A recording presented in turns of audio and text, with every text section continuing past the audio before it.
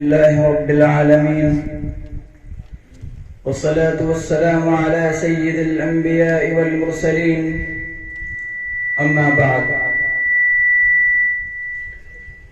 سب سے پہلے میں آپ سب حضرات کو اس قومی دن کے موقع پر ادارہ مرکز المعارف کی جانب سے مبارکباد دیتا ہوں اور آپ سب کا یہاں خیر مقدم کرتا ہوں.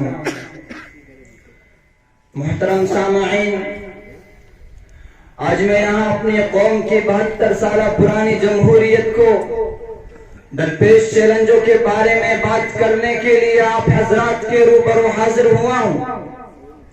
جناب صدر، جب سابق امریکی صدر وڈرو ولسن نے کہا تھا کہ ان کے لیے جمہوریت کا مطلب ہے ملک کے ہر شہری کی توانائی کو بروئے کار لانا، تو وہ کوئی بیان نہیں دے رہے تھے، بلکہ انہوں نے حقیقت میں ایک آفاقی سچائی کی طرف اشارہ کیا تھا. بحیثیت ایک جمہوری ملک، ہندوستان کا وجود اپنی جمہوری اقدار و نظریات پر قائم ہے، لیکن جو جمہوریت پر وقت گزرتا گیا ہے، ہندوستان میں ریاست کی جمہوری اور دستوری حیثیت پر سوالیہ نشان لگنے شروع ہو گئے ہیں. یہاں پر آئین کی بالادستی کٹگرے میں کھڑی ہو گئی ہے، اور جمہوریت کے 72ویں جشن کے دن ہم ایک بار پھر یہ پوچھنے پر مجبور ہیں کہ یہاں واقعی آئین ہند کی بالادستی ہے. ان سوالات کا سب سے بنیادی سبب یہ ہے کہ یہاں جمہوریت کے چاروں بنیادی ستون عاملہ، مقننہ، عدلیہ اور ذرائع ابلاغ سب کے سب اپنے آئینی کردار سے ہٹنے لگے ہیں. ایک طرف یہاں اقتدار کی بہرا روی ہے، پارلیمنٹ میں مقننہ آئے دن عوامی مظاہروں اور ناراضگیوں کو نظر انداز کر کے مٹھی بھر کاروباریوں کو خوش کرنے کے لیے قانون تشکیل دے رہی ہے، اور پورا انتخابی عمل پیسوں اور ہتھیاروں کی طاقت سے بگڑ چکا ہے. میڈیا کارپوریٹ گھرانوں کا غلام بن کر حکمرانوں کی گود میں بیٹھا ہوا ہے.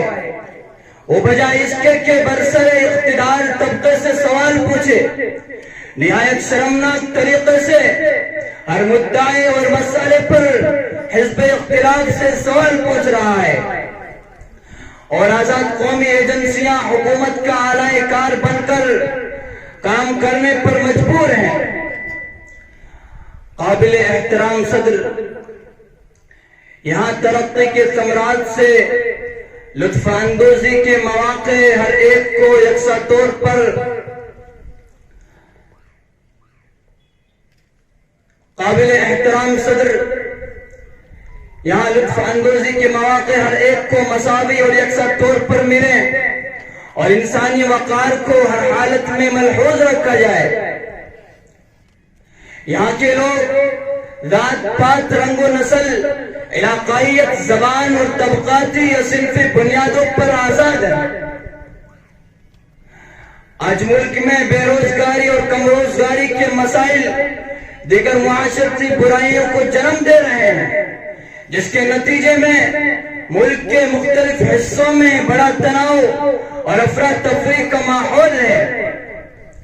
اسی طرح ہمارے سامنے ایک اور بہت بڑا خطرہ یہ ہے کہ ہمارے ملک میں سیکولر سیاست آئے دن دم توڑ رہی ہے.